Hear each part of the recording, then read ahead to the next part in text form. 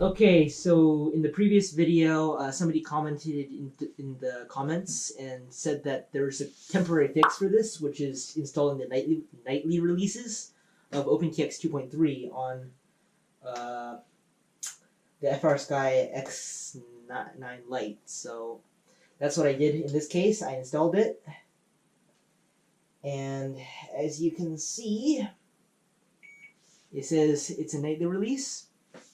And the main reason why I installed a nightly release was because I wanted to, first of all, I didn't want to install access on anything, and second of all, the nightly release actually allows for the R9M Lite module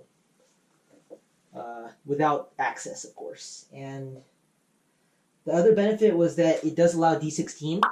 I was originally going to just bind this up to my Gecko, but unfortunately this RXSR for some reason just pooped on me, and it doesn't even go into bind mode. It's still bound to this transmitter for some reason, but it can't go into bind mode, which is kind of weird. So I just popped this out, put in R9MM in here, and as you can see, I put the antenna down here.